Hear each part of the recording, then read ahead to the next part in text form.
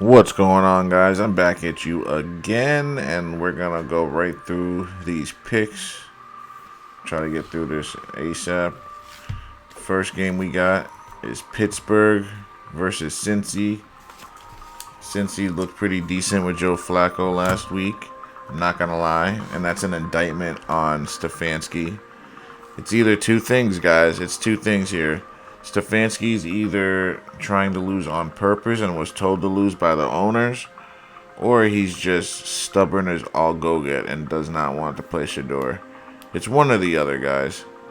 Like, it's either the owner's telling him not to play Shador and to tank this year and try next year because Stefanski wants to play him, or it's Stefanski doesn't want to play him and wants to just ride the ship with Gabriel and just doesn't like Shador. Those are the only two options. There's nothing else. Literally, there's nothing else. But as far as Pittsburgh and Cincy, I'm going to pick Pittsburgh to win, guys. I just don't trust Cincy. Even though they'll get there, Cincy will get a couple touchdowns here and there. But overall, I think TJ Watt's going to get back there and cause havoc. Next, we got the Rams versus Jacksonville. I got the Rams. Even though Jacksonville has been getting some good wins lately. What do we got? Oh, yeah, that's a 9 a.m. game, 9:30 game. So, got to get up to see that one if you want to see it. It's in England. All right, next we got New Orleans versus Chicago. I got Chicago winning. I don't feel good about it. New Orleans, always a trap game. New Orleans they're a terrible team, but they can beat anybody in the NFL. That doesn't make sense, but it's the truth. They literally can beat any team in the NFL if they have a good day, but they're a terrible team. You got to understand that. They're a trap team. It's a team that you could never feel comfortable about playing against. I'm telling you guys. But that's why I don't feel good about this pick, because they could end up losing to New Orleans. But I'm going to pick Chicago here. And this Rattler kid is probably going to be a good quarterback after a couple of years. Who knows? Let's say they draft some receivers and other things to help them. Who knows? Because he's looking bad, or he's looking good on a bad team. So who knows? Next, we got Miami. I'm going to go in order from my sheet, guys, just because I hate searching all over the paper for what I need. On my sheet, I got the Raiders versus the Chiefs. And I'm going to pick the Chiefs to win. Even though I don't feel good about it because they're divisional rivals. But I'm going to do that. Next, we got Miami versus Cleveland. I don't know here, guys. This is a toss-up game. It can go either way. It all depends on what I said about Stefanski. If Stefanski is supposed to tank for the number one pick, right, they're going to lose. But if Stefanski's been trying to win this whole time and he actually listens and follows a game plan that makes sense and runs the ball down their throat like they could and should, because that's the only way, that's the only path to winning here for the Browns, is running the football. Their defense will hold up, but the only way they're putting points on the board is running the ball through Quishon Judkins. That's it. No other path. Gabriel's not going to throw you to a win. It's not going to be none of that. It's going to be through Judkins.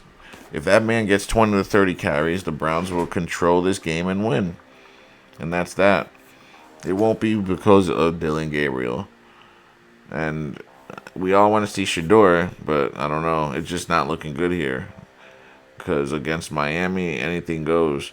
But I know Tua's going to want to look great. He's going to want to look much better than Dillon Gabriel because everyone compares Dillon to him. So that's a diss in Tua's eyes. So Tua's going to want to show the world that he actually is not on his level. I'm a starting quarterback, and this man is a third string at best. You know, Dillon never earned that starting job. What did he do to earn it? Nothing. He got handed it to him. He got it handed to him by a coach that likes him, and that's it. That's what, let's call a spade a spade. What's happening here is the coach is choosing his longevity because he played 66 games, right? He started or whatever through 6 years of college, might I add, right? And between like 4 different schools. So I don't get that. Shador, I get it. So Shador is the talent versus experience. They're choosing experience, but the problem is talent always wins. So this is a mistake here if they're trying to win. If they're not trying to win, then this is the smartest thing they can do. So I'd stay away from this game. But if you're telling me to pick someone, let's put it this way: this game has an asterisk. If the Browns are trying to win, the Browns will win this game. Because if they're trying to win, they'll just run the ball down their throat. Because Miami can't stop anyone's run. But if they're trying to lose and trying to tank the season, because Miami's not trying to tank. Because McDaniel needs to win to keep his job. So you better believe Miami's trying to win this game.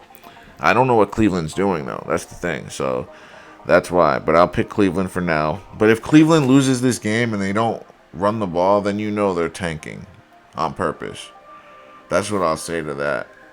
If Cleveland doesn't run, just pay attention to this game. I know it's a shitty game between shitty teams, but pay attention. If Cleveland doesn't run the ball consistently at least 20, 30 times, they're trying to lose. Because Miami has the worst run defense in the league. They've given up 200 yards to backup running backs, guys. Rico Dowdle got released by the Cowboys, and he dropped 200 yards on them. Okay?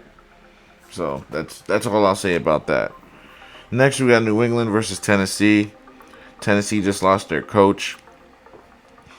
It's going to either be a disaster, or they're going to fight even harder for the guy that is the interim that they like more. Who knows? But I'm picking New England.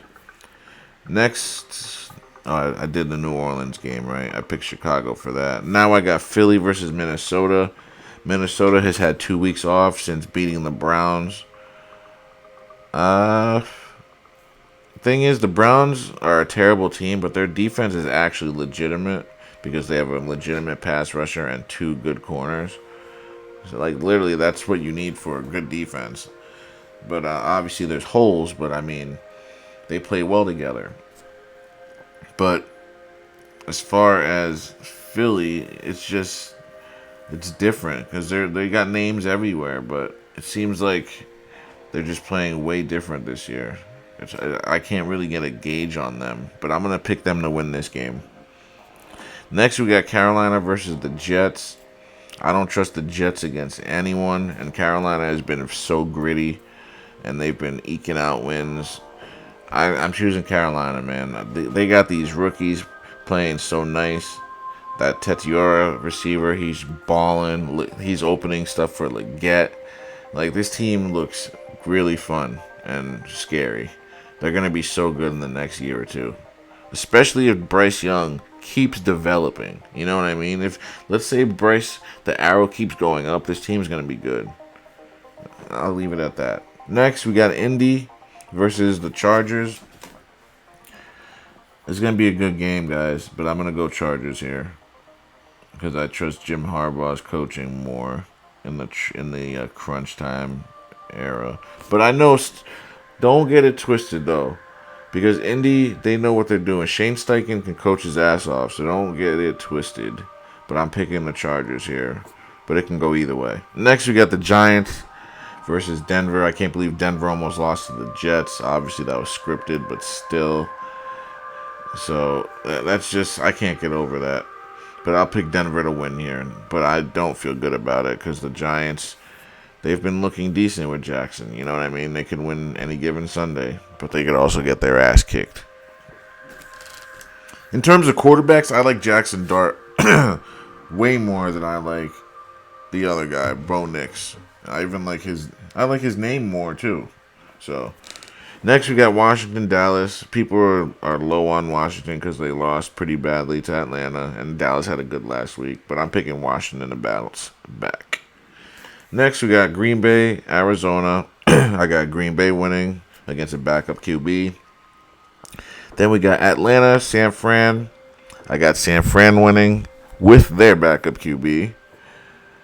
And then we got Detroit, Tampa Bay. I got Detroit winning because everyone's going to think they're frauds for losing to KC, but now they're going to bounce back, in my opinion. And now people are going to call Tampa Bay frauds. That's how the fanboys are. They jump around. Last but not least, or maybe, is Houston, Seattle. I'm going to go with Seattle, guys. Other than that, guys, thanks for watching, and don't forget to join me next week.